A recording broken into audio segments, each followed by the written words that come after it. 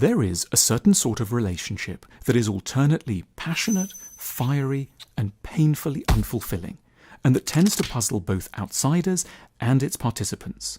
A relationship between one person who is, as psychologists put it, anxiously attached, and another who is avoidantly attached. There is, in such couplings, a constant game of push and pull.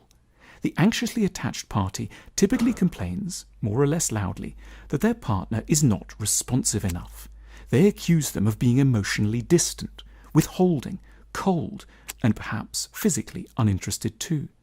The avoidant lover, for their part, stays relatively quiet, but in their more fed-up moments complains that the anxious party is far too demanding, possibly mad, and, as they put it pejoratively, needy.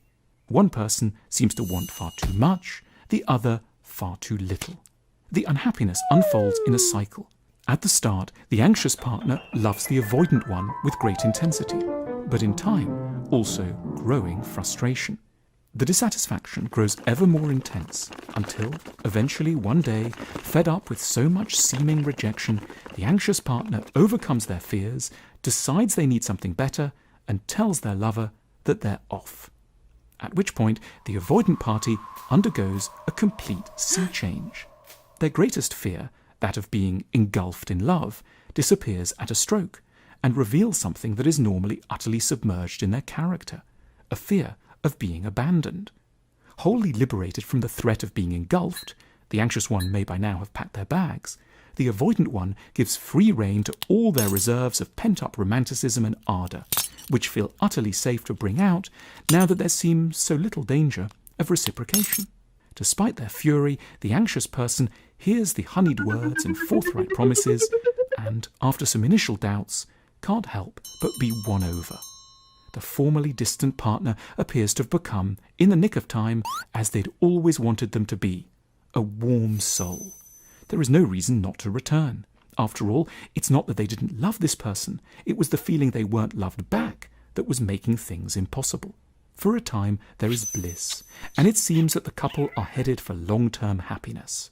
Liberated from their anxiety around engulfment, the avoidant partner gives free expression to love. Liberated from their fear of abandonment, the anxious one is left feeling secure and trusting. But soon enough, the problems return. Things become, as it were, too nice for the avoidant partner. It seems the anxious one isn't going to leave them anymore. They're just going to stick around and seek ever greater closeness. And so the old fear of engulfment returns. They have no option but to start to pull away again and get distant, which gradually proves intolerable once again to the anxious partner. Within weeks or months, the pair are back in the same situation. Fierce arguments return. The words needy and cold are once more in circulation. It's time for another crisis and another threat of departure. It may go on like this for years or a lifetime. From the outside, it is almost funny. From the inside, simply hellish. There are a few ways out. The avoidant party can realise and learn to tolerate their fear of engulfment.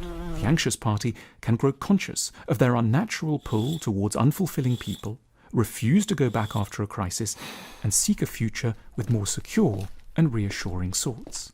Or, yet more hopefully for the couple, both partners could acquire the vocabulary of attachment theory.